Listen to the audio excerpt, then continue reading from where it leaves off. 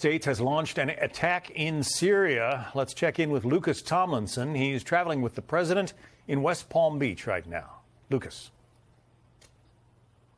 Good afternoon, John. Officials say this is payback for the killing of those 2 Iowa National Guard soldiers and their American interpreter last month in Syria. If you recall, there was a first wave of airstrikes against the Islamic State in Syria on December 19th.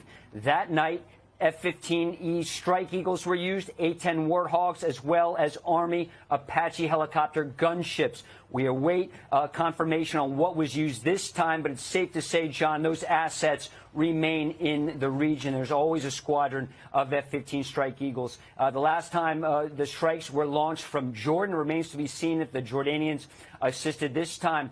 But it all comes as the United States is working closer with Syria's government to root out and destroy the remnants of ISIS. And that December 19th strike, there were 70 targets. We'll have to see the readout of the strikes that are taking place right now. We're told those bombs have been dropped and some of those aircraft are returning to base. John, we have not heard from President Trump today. It's notable, though, John, the schedule for President Trump is pretty light. He had a dentist appointment this morning. He did not go to his golf club to stick a tee in the ground. So perhaps he is monitoring the situation as we speak in Syria, John.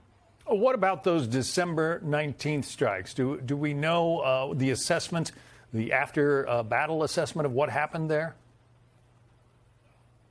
Nothing was published, John, but the U.S. Central Command responsible for all American forces in the Middle East said 70 targets were struck throughout central Syria. If you recall, after the killing of the 2 Iowa National Guard soldiers, that was during a key leader engagement in Palmyra in central Syria by what CENTCOM called a lone ISIS gunman who was responsible. He had been serving in the Syrian security forces.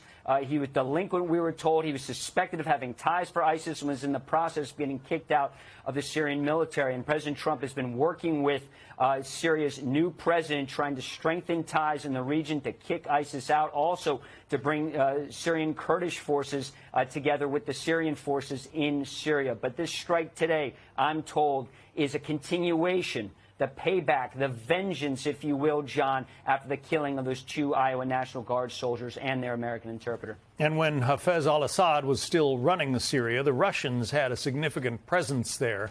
And I know U.S. airstrikes had to be somewhat wary of not getting too close to the Russian zone of influence. But the Russians are gone now, right?